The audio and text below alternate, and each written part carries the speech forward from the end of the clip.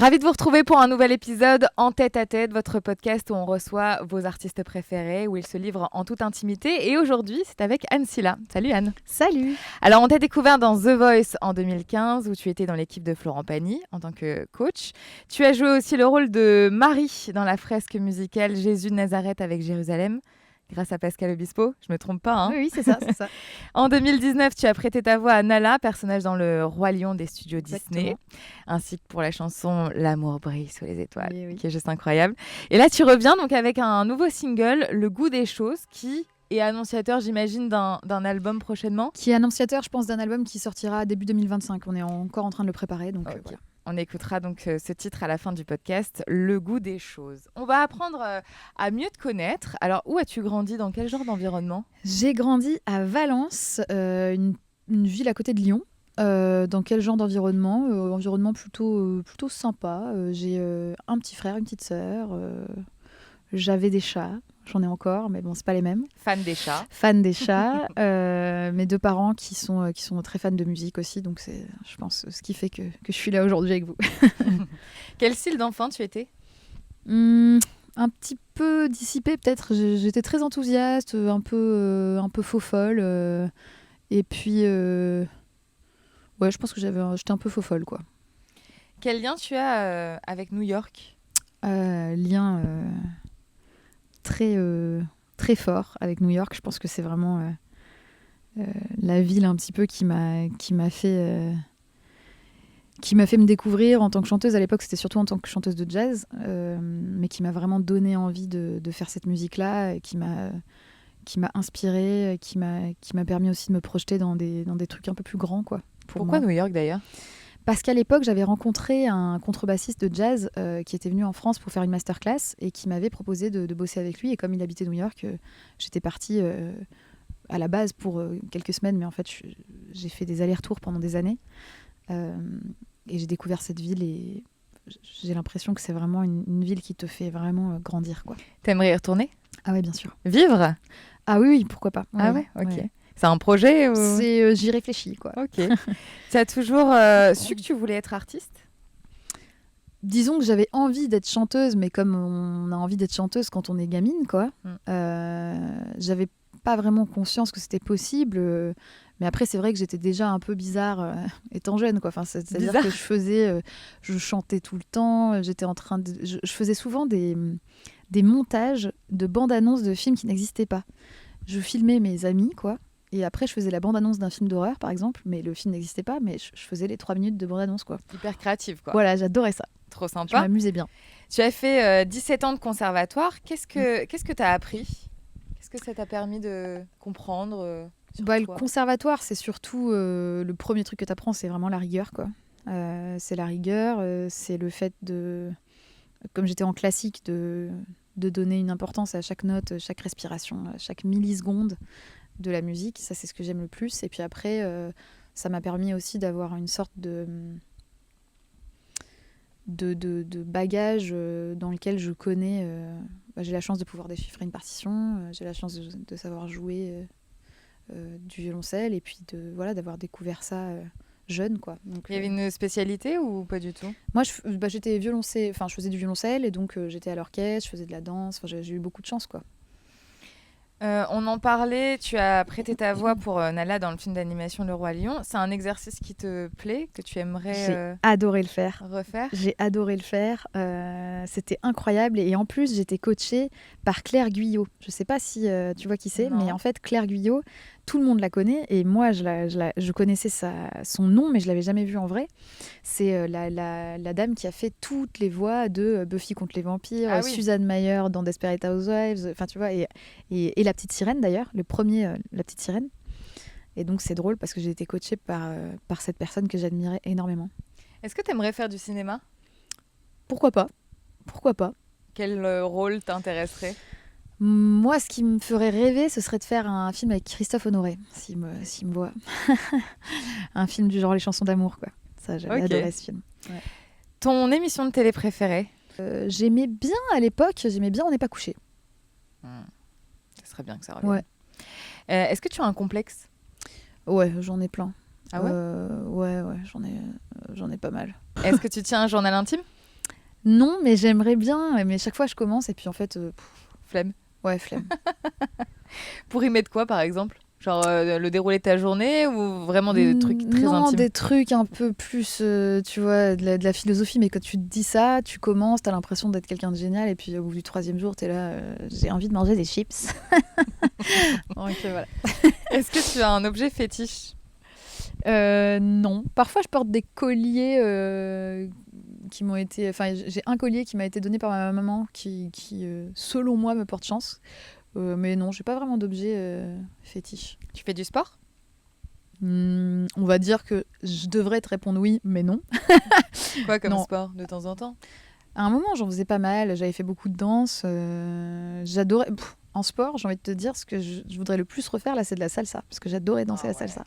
Et soirée salsa, et tu fais vraiment du sport en plus. Ah bah oui, oui, oui. Ah Tu oui, passes là, 4 heures bouges. à danser et tu bouges. Voilà. Est-ce que tu cuisines? Oui, mais pas assez, je pense. Enfin, pas assez bien, surtout. T'avais participé pourtant sur Ouais, M6, quel meilleur pâtissier. enfer. Bah, j'avais bien réussi mon coup, mais je l'ai fait cramer, quoi. Ouais, mais bon. Donc, à partir de là, t'as loupé ton coup, quoi. Est-ce que C'est-à-dire- c'était bon? Bah, c'était non, parce que c'était cramé, quoi. Donc, j'ai envie Même de te le dire, dessus, c'était... non, mais c'était horrible. Ouais. Pourtant, je sais pas ce qui s'est passé. Je sais pas. Je pense que j'étais un petit peu dissipée, comme quand j'étais gamine. Donc en règle générale, non, tu cuisines pas trop? Pas trop. J'aime bien les desserts, quoi. Je fais bien les desserts. Si tu pouvais avoir un super pouvoir, ça serait lequel? Ne pas avoir envie de pisser. Je suis désolée de dire ça à la caméra, mais Je te rejoins. franchement, Mm. franchement, tu vois, eh ben, ce serait génial, quoi. Ouais, parce que t'es comme moi, on a des Ah petites mais c'est un vestiges. enfer, c'est un enfer. Tu vois, si un jour je suis très très riche, au lieu de commencer la chirurgie esthétique par tout ce que les gens Une font, poche. eh ben je me ferais agrandir la vessie. Tu crois que c'est possible? Non mais Elle en a un tout cas, rêve. j'ai un vrai rêve les gars. Franchement, j'ai un rêve quoi. Bah pourquoi pas, faudrait s'enseigner. Un jour, ça va exister, je pense. Hein. Ouais. Ton mot préféré de la langue française? Je sais pas, saperlipopette, c'est pas du tout mon préféré, mais j'aime bien. Ça sonne bien. Quelque chose qu'on ne sait pas sur toi? Quelque chose qu'on ne sait pas sur moi. Alors est-ce qu'on le sait? Je sais pas, mais je suis assez obsédée par tout ce qui est papeterie, stylo, cahier, tout ça. Je suis un petit peu folle, ouais. C'est-à-dire que tu as plein de stylos partout chez Ouais. toi. Ici, à M Radio, J'ai c'est en des voie de disparition. étiquettes, j'ai plein de... Ah ouais? Tu vois, j'ai vraiment les trucs, les petites étiquettes, des petits tags, des petits machins. J'adore ça, quoi. Ok. Voilà. Quand tu as du temps libre, qu'est-ce que tu adores faire? Bah ça. J'étais fan ce qu'on appelle le bullet journal. Je sais pas si tu vois ce que c'est. Non. C'est une technique de journaling, quoi, mais c'est un truc sur lequel tu peux dessiner. En fait, c'est un genre d'agenda sur lequel tu peux dessiner, mais c'est toi qui crées ton agenda, quoi. Ok. Et donc, je suis devenue fan de ce truc-là, et à partir de ce moment-là, c'était perdu pour moi. En fait, tu es hyper créative. Ouais, enfin là, T'adores, ouais. j'en fais un peu moins ces temps-ci, mais... Une anecdote sur ta vie que tu veux partager avec nous? J'ai fait la première partie d'Hervé Villard quand j'étais jeune. C'est le premier gros concert que j'ai fait. Sauf que je ne savais pas qui il était. Donc j'ai une photo et il est à côté de moi. Et je ne l'ai pas su jusqu'à ce que ma grand-mère, à l'époque, voit la photo et qu'elle l'hallucine. Voilà, à quel point Personne te l'a dit? j'étais perdue. Mais je pense que j'ai juste pas compris, quoi. Mais après, je suis devenue fan de lui. Ah bah j'imagine. Donc voilà. Ça, c'est plaisant. Et de quoi es-tu la plus fière pour l'instant? Bah là, je suis vraiment super fière d'avoir la chance de pouvoir sortir cette nouvelle chanson, qui est une chanson que j'ai écrite et composée. Et je suis fière d'avoir l'équipe que j'ai et qu'on me fasse confiance. Alors, on va continuer à mieux te découvrir. Je vais te faire des propositions, à toi de répondre au tac au tac. Ok. Organisé ou bordélique? Les deux, mon père est organisé de dingue, ma mère est bordélique, donc j'ai un peu les deux. Réaliste ou rêveuse? Rêveuse. Aventurière ou casanière? Aventurière. Amoureuse ou cœur à prendre? Amoureuse. Enfin, cœur à prendre, mais amoureuse tout le temps, quoi. Réfléchie ou impulsive? Impulsive. Introvertie ou extravertie? Ah, les deux. Généreuse ou économe? Généreuse. Rationnelle ou émotionnelle? Émotionnelle. Patiente ou impatiente? Impatiente. Florent Pagny ou Pascal Obispo? Ah, les deux. Bah, savoir aimer, quoi. C'est Florent Pagny qui chante Pascal Obispo. Comme ça, j'ai les deux en même temps. France ou Turquie? On va dire France pour l'instant, mais peut-être Turquie un jour. Piano ou violoncelle? Violoncelle. Si tu étais une saison, laquelle serais-tu? Automne, sûr, certain. Ton péché mignon? J'aime bien les Florentins. Alors, C'est une explique-nous. pâtisserie Ouais. qu'il y a en tout cas à Valence. Alors, je sais pas si vous en avez ici. Mais c'est C'est des fruits confits sur du chocolat. Oh là là, c'est trop bon.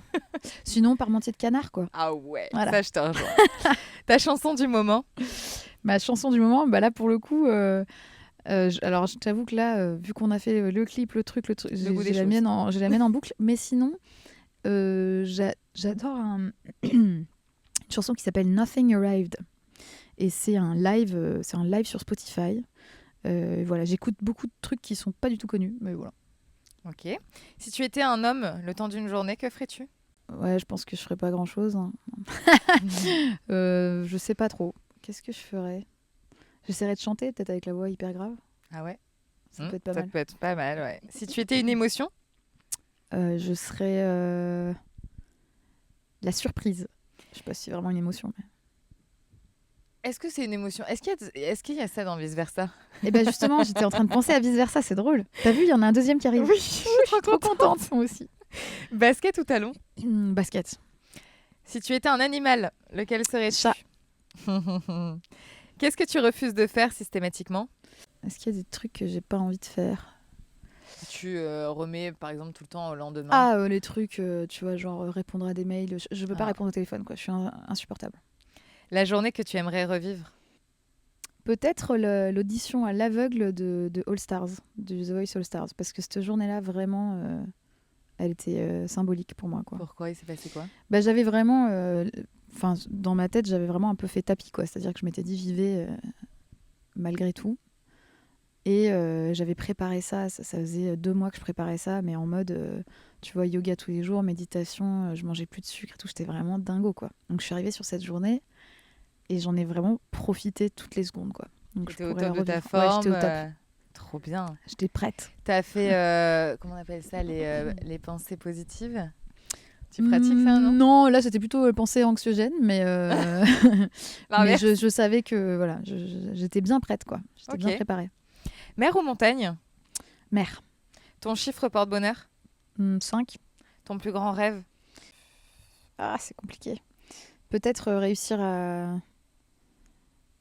faire vraiment toutes les musiques que je veux en même temps, en album et en concert, quoi. C'est-à-dire faire du jazz, en même temps faire de la pop, Tu peux? du classique. Oui, non, mais réussir à ce que ce soit bien, quoi. Sur quelle scène tu aimerais te produire? Je ferais bien Jazz à Marciac. Voilà. Ok. Parce que c'est un Très festival que j'aime bien.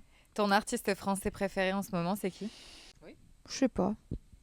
Je crois que là, je suis sur Serge Lama en ce moment, mais c'est... Bon, moi, je suis un peu en retard, en fait. Donc, Il n'y a pas de retard, ça marche très bien, Serge Lama. voilà, Serge Lama, quoi. Alors, des questions plus musicales maintenant.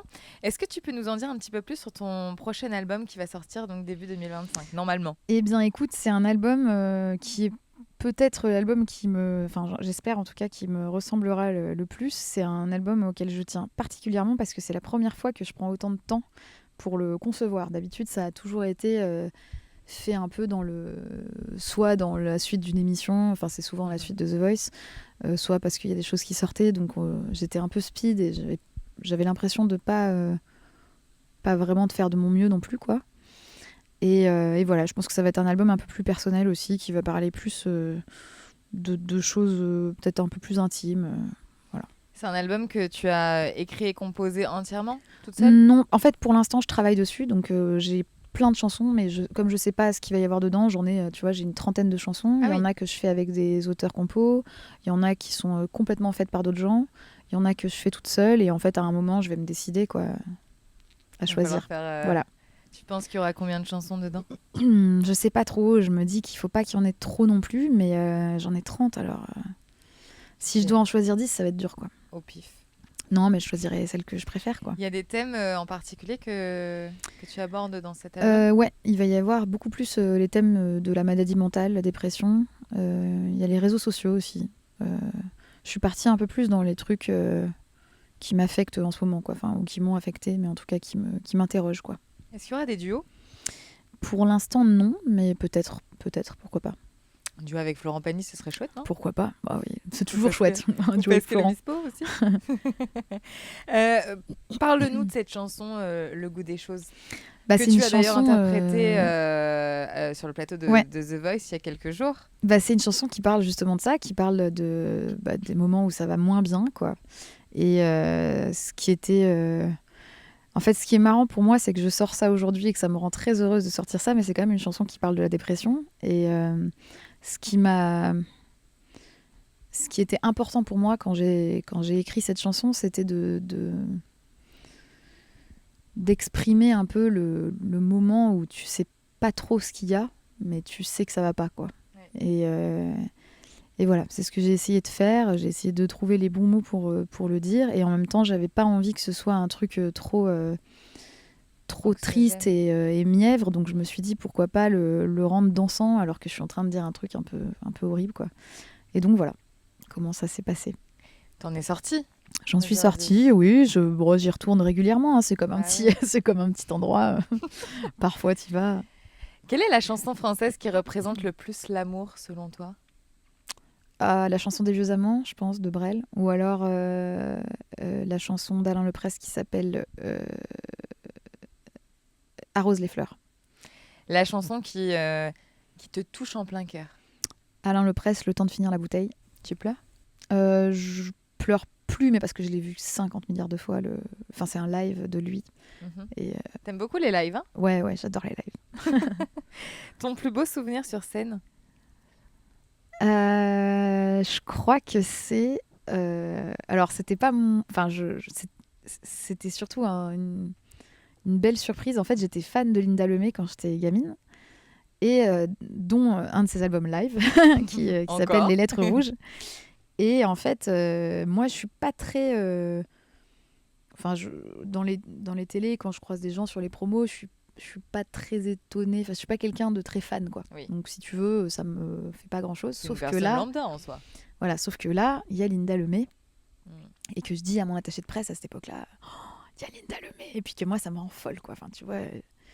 Et donc, il me dit, bah, écoute, je te la présente. Et en fait, il me la présente et je me rends compte qu'en fait, elle me connaît et qu'elle est fan. Et elle me dit, bah, tu fais quoi samedi ? Et donc, je lui dis, bah, je sais pas. Elle me dit, bah, je fais l'Olympia.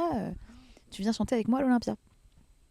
Et donc, elle me demande quelle chanson. Et donc, je lui dis, je veux bien t'aimer, parce que c'est la chanson que je voulais faire avec elle. Sauf que le moment sur scène, en fait, elle m'a pas dit, mais ce qui s'est passé, c'est que elle s'est assise sur scène et elle m'a regardé la chanter au piano. Donc, j'ai pas du tout fait un duo avec elle. Ah. C'était Linda qui était assise comme une enfant et qui m'écoutait chanter sa chanson au piano. Donc ça, c'est un des moments les plus beaux de ma vie, quoi.